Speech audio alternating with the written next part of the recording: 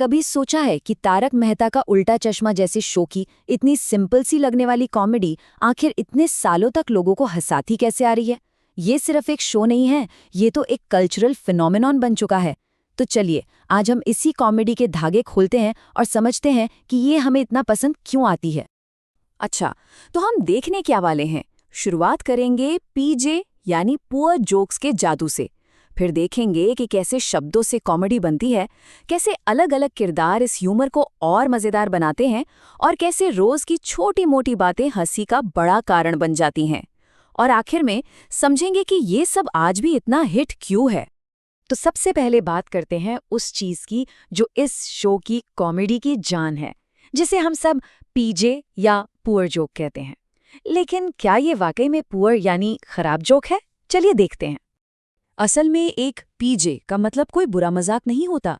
ये तो भाषा के साथ खेलने का एक बड़ा ही मजेदार तरीका है। मतलब जब शब्दों के सीधे साधे मतलब से ही हंसी पैदा हो जाए, ये एक तरह का स्मार्ट दिमागी खेल है। अब इसे एक क्लासिक एग्जाम्पल से समझते हैं कि ये शो शब्दों के साथ कितनी सफाई से खेलता है। याद है वो वाला सीन जब नतालिया नाम की एक कैरेक्टर आती है? मजाक की पूरी नींव वहीं से रखी जाती है और बस यहीं पर वो मैजिक मोमेंट बनता है। नाम है नतालिया, लेकिन सुनने में क्या आ रहा है? ना तालियां। बस इसी एक छोटे से कंफ्यूजन से एक इतना यादगार जोक तैयार हो जाता है। तो हो क्या रहा है यहाँ? असल में जोक इन दो मतलबों के बीच की खाली जगह में छिपा होता है और जैसे ही वो दूसरा मतलब सामने आता है, अपने आप हंसी छूट जाती है। और ये सिर्फ नामों की बात नहीं है। देखिए, शो पिन ड्रॉप साइलेंस जैसे एकदम आम मुहावरे को भी लिटरली ले लेता है और उसमें से भी ह्यूमर निकाल लेता है। ये सच में कमाल है। लेकिन देखिए, सिर्फ शब्दों का खेल ही सब कुछ नहीं है। असली मजा तो तब आता है जब ये जोक्स शो के जाने पहचाने मजेदार किरदारों के मुंह से निकलते हैं।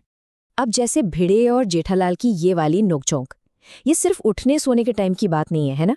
ये असल में जीने के दो बिल्कुल अलग अलग तरीकों का टकराव है और कहीं ना कहीं हम सब इससे रिलेट कर पाते हैं, क्योंकि हम जानते हैं कि भिड़े मतलब डिसिप्लिन और जेठालाल मतलब आराम। तो जब ये दोनों अपनी अपनी फिलॉसफी लेकर आमने सामने आते हैं तो हंसी तो आएगी ही।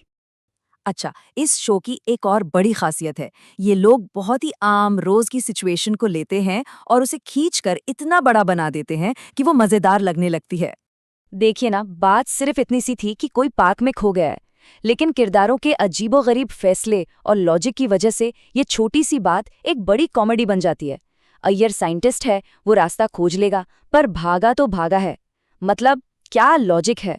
तो पॉइंट ये है कि असली कॉमेडी प्रॉब्लम में नहीं है, वो तो उस प्रॉब्लम पर दिए गए इंसानी रिएक्शन में है, जो अक्सर बड़ा ही बेतुका होता है और यहीं से हंसी निकलती है।